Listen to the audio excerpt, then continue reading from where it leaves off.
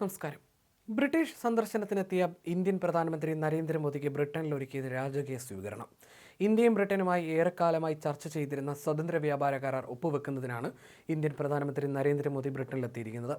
Indian cabinet ഇതിനോടകം തന്നെ ഈ കരാറിന് അനുമതി നൽകിയിട്ടുണ്ട്. സമഗ്ര സാമ്പത്തിക വ്യാപാര കരാർ എന്ന് ഔദ്യോഗികമായി അറിയപ്പെടുന്ന ഈ കരാർ ഇന്ത്യൻ പ്രധാനമന്ത്രി നരേന്ദ്രമോദിയും ബ്രിട്ടീഷ് പ്രധാനമന്ത്രി സർ കീർ സ്റ്റാർമറും ഒപ്പിട്ടാൽ അതിന് ബ്രിട്ടീഷ് പാർലമെന്റിന്റെ അനുമതിക്കായി സമർപ്പിക്കണം. ഏതാനും മാസങ്ങൾ അതിനായി എടുക്കും.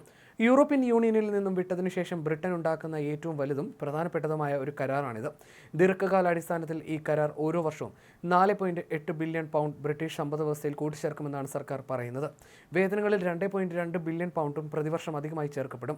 ഇന്ത്യയിലെ ഏറ്റവും വലിയ അഞ്ചാമത്തെ നിക്ഷേപകരാണ് ബ്രിട്ടൻ. ഏകദേശം 36 ബില്യൺ പൗണ്ടിന്റെ ബ്രിട്ടീഷ് നിക്ഷേപമാണ് ഇന്ത്യയിലുള്ളത്. അതേസമയം ചുരുങ്ങിയത് 1000 ഇന്ത്യൻ കമ്പനികളെങ്കിലും മൊത്തം 2 ബില്യൺ പൗണ്ടിന്റെ നിക്ഷേപം ബ്രിട്ടനിൽ നടത്തിയിട്ടുണ്ട്. 1 ലക്ഷത്തിലധികം പേർക്കാണ് ഇവർ എല്ലാവരും കൂടി തൊഴിൽ നൽകുന്നത്. അമേരിക്കൻ പ്രസിഡന്റിന്റെ താരിഫ് നയത്തിൽ നിന്നും രക്ഷപ്പെടാൻ ലോകരാജ്യങ്ങൾ ശ്രമിക്കുന്ന ഈ അവസരത്തിൽ ഈ കരാർ രണ്ട് രാജ്യങ്ങൾക്കും ഏറെ പ്രയോജനകരമാകുമെന്നാണ് വിലയിരുത്തപ്പെടുന്നത്. പാർലമെന്റ് അനുമതി നൽകി. ഇതൊരു നിയമമാക്കിയാൽ ഇന്ത്യയിലേക്കുള്ള ബ്രിട്ടീഷ് കയറ്റുമതികളിൽ 99% താരിഫ് നിരക്ക് കുറയും.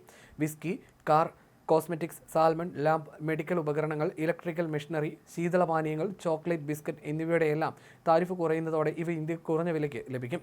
സമാനമായ രീതിയിൽ ഇന്ത്യക്കും അവരുടെ കയറ്റുമതിയിൽ 99% വരെ താരിഫ് പൂർണ്ണമായും ഇല്ലാതെയാകും.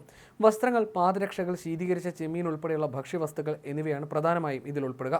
ടെക്സ്റ്റൈൽ, അപ്പാരൽ രംഗത്ത് സീറോ താരിഫ് ആകുന്നതോടെ ബംഗ്ലാദേശ്, വിയറ്റ്നാം തുടങ്ങിയ രാജ്യങ്ങൾക്ക് ലഭിക്കുന്ന അതേ പ്രയോജനം ഇന്ത്യൻ കയറ്റുമതിക്കാർക്കും ലഭിക്കും. ഇതിനൊപ്പം ഇന്ത്യൻ പ്രൊഫഷണലുകൾക്ക് കോൺട്രാക്ച്വൽ, സപ്ലയർ, ഇൻട്രാ കോർപ്പറേറ്റ് ട്രാൻസ്ഫറുകൾ എന്നിവ ഉൾപ്പെടെ ബ്രിട്ടനിൽ ആശ്രിതർക്കൊപ്പം എളുപ്പത്തിൽ വരാൻ കഴിയുന്ന വിധം കുടിയേറ്റ നിയമങ്ങളിൽ ഭേദഗതി വരും. അതുപോലെ 3 വർഷം വരെ താൽക്കാലികമായി UK-യിൽ ജോലി ചെയ്യുന്ന ഇന്ത്യക്കാർക്ക് സോഷ്യൽ സെക്യൂരിറ്റി കോൺട്രിബ്യൂഷനുകൾ മാതൃരാജ്യത്ത് നൽകാൻ കഴിയും. ബ്രിട്ടനിൽ നിന്നും ഇറക്കുമതി ചെയ്യുന്ന പരിമിത എണ്ണം കാറുകൾക്ക് ഇന്ത്യ ഡ്യൂട്ടി 100% നിന്നും 10% കുറയ്ക്കും. ഇന്ത്യൻ ഇലക്ട്രിക് ഹൈബ്രിഡ് കാറുകൾക്കായി ബ്രിട്ടീഷ് വിപണിയും തുറന്നു കൊടുക്കും. എന്നാൽ ബ്രിട്ടന്റെ സ്കോച്ച് വിസ്കിയുടെ കാര്യത്തിലായിരുന്നു ബ്രിട്ടന് ഏറെ ചർച്ചകൾ നടത്തേണ്ടതായി വന്നത്.